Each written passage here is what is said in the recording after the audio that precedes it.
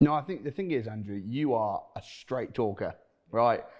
And that's one of the things I think so many people love about you. You say it absolutely as it is. And my fear is, if you say, real estate's dangerous, this is dangerous, people will not know what to do, and they'll end up doing nothing, leaving their money in the bank. That's true. Help us out. Okay, that's true. Help us out. When I say real estate is dangerous, now, firstly, you can make money with real estate.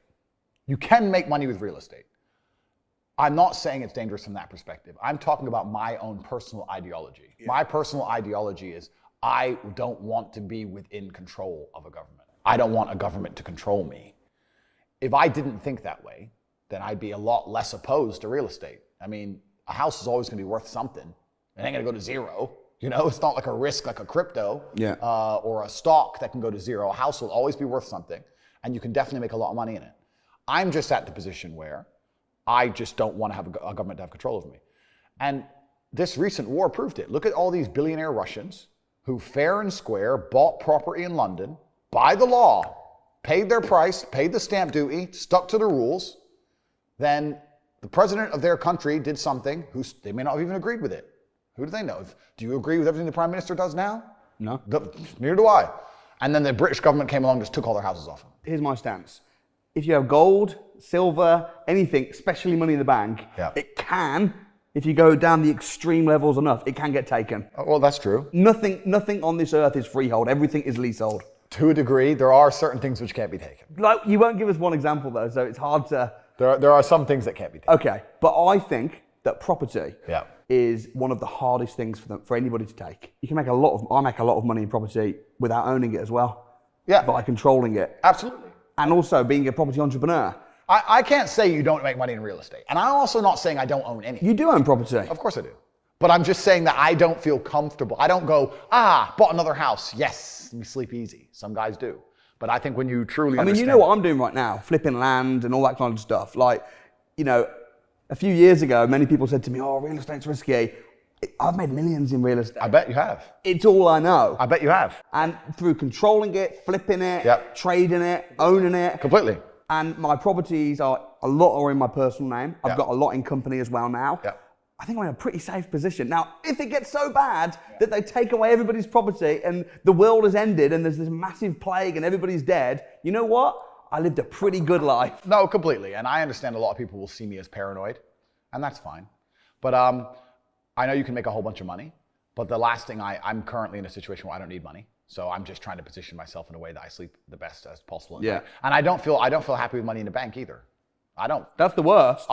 Not because of even inflation. Like if I load up my bank balance and it's $87 million, that doesn't make me feel comfortable. It makes me feel the opposite. Right. Because the one day you click on the app, contact customer service. You're like, you fuckers. Yeah. You fucking, they'll just do that shit to you. So it's like, I don't like money in my banks. I don't like money in a house. It's hard. I know it's hard. You're only insured up to the first £86,000. So if you've got a couple mil and then the bank goes bust, gone. I'll give away one of the things I like to do.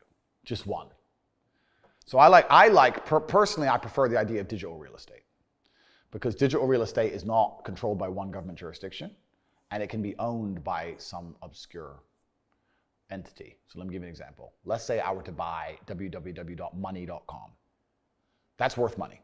If I could put anything on there and generate money, so that's worth money. I'd pay a lot of money for it. Yeah. And let's say that was owned by a Singaporean trust. Boom. Yeah. I feel safer with that than a house. Okay. No, that's interesting. Does that make sense? Yeah, it makes sense. Because now if anyone wants to find out who owns money.com, even though I've just said it here on this podcast, they're like, look it up, some Singaporean trust. Okay, contact the Singapore authorities. Who owns this trust? We can't tell you. Court injunction. Years and years and years and years. Yeah. It's complicated, and I feel like I own it more than a house. See, it's interesting, and my attitude is you've got to invest in what you know. Yeah. If you've made a lot of money, you should invest in what you know. Oh, completely. I don't invest in certain stuff if I don't understand it. Completely. And even if people tell me this is a great investment, this is a great coin, I'm thinking, I'm all good, thanks, because I want to invest in what I understand. And if you understand digital assets, I mean, for me personally, I think owning a website or a link, for me, would feel more risky, because I can just see any minute, bang, can't open it. I'd rather own land where even if there's a war and the house gets knocked down, I've still got the land. There's a shortage of land. I understand. You know. I understand. But there's so many ways to skin a cat. And that's what's so beautiful about making money, right? And I completely understand that. My block is ideological. I'm not saying it's a bad idea. I know that a lot of money can be made. However, let me give a caveat to that. Oh, here we go. I do think that most of the ways money is made on the planet, nearly all of them are Ponzi schemes. I think stocks are a Ponzi scheme. And when I say Ponzi, I mean that if you're in early, you make a bunch of money. And if you're in late, you get wrecked. Money doesn't come from the thin air. Money doesn't come from the sky. So let's look at crypto, right? A lot of people ask me about crypto. Hey, what do you think about this coin? What do you think about this coin? Most people don't understand that the crypto market is player versus player. And it's funny because these new crypto coins launch and they start these Telegram groups, these communities. And all the people who have bought the coin are in this community and they're all like acting like they're friends. You're not friends. Yeah. If you bought it at $1 and you want to sell it at a profit of $10, someone has to buy it off you. So it doesn't just come from the sky. You're selling it for more than you bought it for, right? So a bunch of people get in, money comes in, price goes up and up and up and up and up and up. There's always going to be a guy who bought the top. Yeah. And it never goes up anymore. Yeah. And he gets screwed. There's X amount of people at the top who get wrecked so the people at the bottom can make money. Yeah. It's a Ponzi. Every crypto is a Ponzi, all of them. I could go get $100 million right now, go to England, walk around, and make a bunch of money in real estate. Because I got liquid cash. It ain't that. I'll take that. I'll take that. I'll take that. I've got all the time in the world. It might take me 9 years. That'll go up. Yeah. That'll go up. That'll go up. I could do it. But there's also Bob and Sally working their ass off, 22-year mortgage, 10% interest rate. Slugging it. When we own our home, Sally, then we'll be okay. Don't get me wrong. I think that property is something that can be bad. I think that buying your own home, I think that the Help to Buy scheme is a scam. Because I'm a developer. Okay. So I build houses. Yep. And the Help to Buy scheme is not Help to Buy, it's Help to Sell. Yeah. Because basically the people that are getting bought into the Help to Buy, the government are loaning them the money, they have to pay it back. Yep. It's only applicable to a new build. Yep. It's only applicable if you live in it. Yep. So it's really to encourage the developers to build and flog off their stock at an expensive price. Yep. And then the people that are buying it, the second that they buy it, it drops in value because it's a new build. 100%. They've got to live in it. They're in negative equity. They're finished. Yep. So the Help to Buy scheme, I guess, is a way of investing in property, or not even investing, but a way of buying property. I don't think you should do that. I think that before you buy your own home to live in, I do own my own home, but I only bought it last year after making millions. So I think before you buy your own home, if you're ever going to, become a millionaire first. Oh no, completely. There's so much to say for renting because when you rent, you have flexibility. Yeah, true. I think that flexibility, if we're talking about the attention economy, and we're now living in a world where things are changing so rapidly. Think of how different the world was 10 years ago. Yeah. 10 years ago, we had Motorola Razrs, couldn't even do a video on our phones. Now we can film Hollywood movies. Yeah. Like it's crazy how fast the world's changing. If you're gonna say, for 22 years, I'm gonna live at this address, you're a dummy. Because you might get an opportunity in Japan. Who knows, right? Yeah. You're a dummy to do that. So I agree. I own the house I live in. No, sorry, I don't. An entity in a company, blah, blah, owns the house I live in. That was a cash. And that's only because I wanted it the way I wanted it. I want to renovate all this. I want bulletproof glass. Okay, just buy it. Yeah. That's why I did it. But in general, yeah, you should renting allows you flexibility. Yeah. And flexibility is very important in the modern world. To get rich. To get rich. You might need to have to go here, go there. Exactly. You might need a month over there. You might want to go do something in Ireland for 2 months. And then also another thing about renting, especially in the Western economy, I know I shouldn't say this, and this is probably going to piss off your guys, but it's true.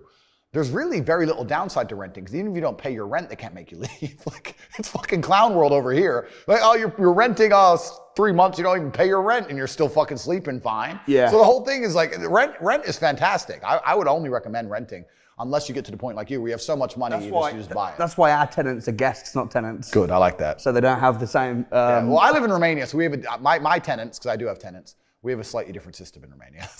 You're an hour late, bro. You better pack or pay.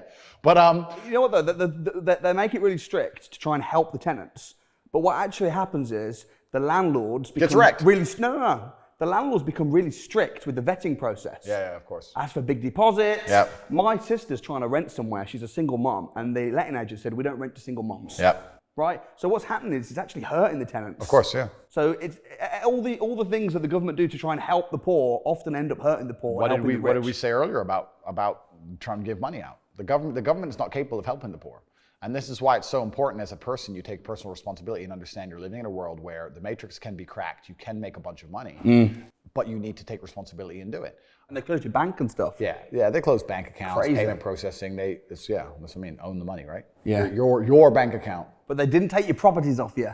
Well, they can't. Yes, exactly. But that's because of how I've set things up. Right, so you need to be smart in how you do it. Yeah. Do it through a company.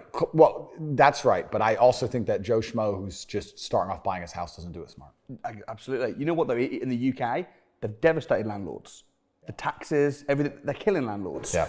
But the rich corporations that are investing in property, the way they're doing it, it's very profitable. Completely. So the small guy needs to learn how the big guy's doing it and duplicate it.